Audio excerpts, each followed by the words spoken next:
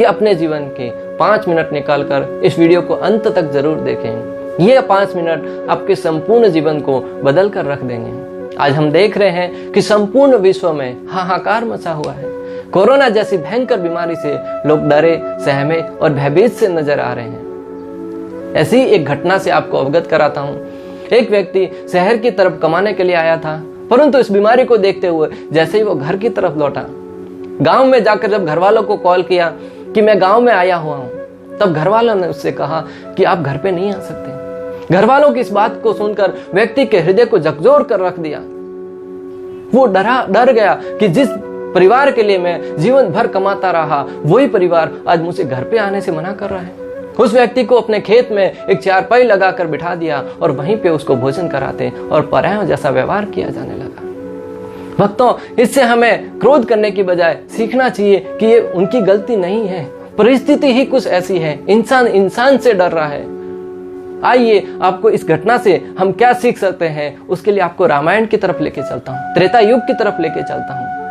त्रेता युग की घटना भक्तों, एक रत्नाकर नाम का डाकू प्रतिदिन राह चलते लोगों को लूट कर उनसे धन प्राप्त करके अपने परिवार का भरण पोषण करता था।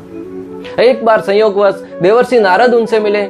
नारद मुनि ने उससे पूछा कि जो धन तुम लूट रहे हो और पाप कर रहे हो, क्या उस पाप में तुम्हारे परिवार वाले भागीदार हैं? कथा से आप सब वाकिफ है भक्तों, मैं सिर्फ आपको याद दिला रहा हूं। जैसे ही वो घर पे जाकर अपने परिवार वालों को इसके विषय में पूछा, उनके मत सुनकर, उनकी बात सुनकर उस व्यक्ति के हृदय में, रत्नाकर नाम के डाकू के हृदय में वैराग्य उत्पन्न हो गया। वो भागा भागा देवर्षि नारद के शरण में गया, उनसे प्रार्थना करने लगा, निवेदन करने लगा कि मेरा मार्गदर्शन कीजिए। तब देवर्षि नारद ने उसे राम का नाम जपने के लिए कहा। गोस्वामी जी लिखते हैं कि उल्टा नाम जपत जग जाना, वाल्मीकि भई ब्रह्म समाना। वो ठीक से राम का नाम भी नहीं जप रहा था, उल्टा नाम जपते जपते आज वाल्मीकि ऋषि बन गए। उनके द्वारा लिखित रामायण को हम पढ़ते हैं, सुनते हैं और अपने कानों के द्वारा सुनकर हमारे जीवन का कल्याण करते हैं।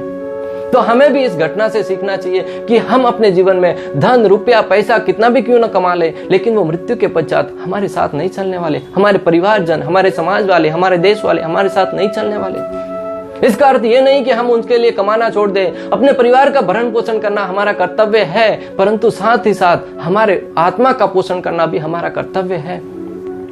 मृत्यु के पश्चात हमारे साथ क्या चलने वाला, आइए महाभारत की तरफ आपको लेके चलता हूं। महाभारत की एक घटना भक्तों, जब इस धरा पर राज करने के पश्चात युधिष्ठिर महाराज अपने चारों भाइयों और द्रौपदी के साथ स्वर्ग की तरफ जा रहे थे, तब उनके पीछे पीछे एक कुत्ता भी चल रहा था। द्रौपदी से स्टार्ट होके एक एक करके उनके चारों भाई पीछे गिर गए, परंतु कुत्ता अंत तक उनके साथ चला।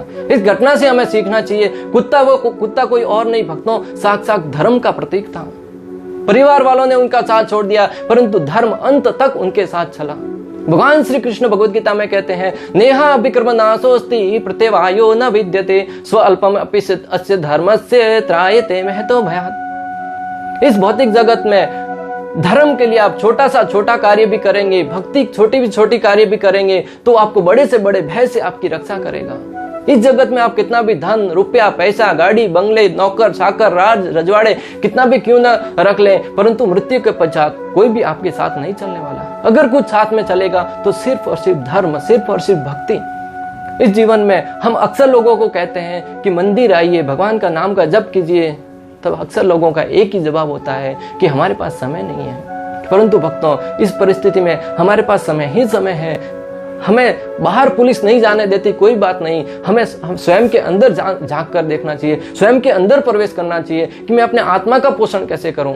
इस खाली समय में व्यर्थ की बातें करने, फिजूल की बातें करने की बजाय हमें भगवान के नाम का गुणगान करना चाहिए, भगवान की भक्ति करनी चाहिए, भगवान की कथाओं को सुनना चाहिए, ताकि हमारा जीवन का कल्याण हो सके। आप सबसे निवेदन है कि इस वीडियो को ज्यादा से ज्यादा शेयर करें, ताकि हमारे साथ साथ हमारे समाज का, हमारे रिश्तेदारों का भी भला हो सके।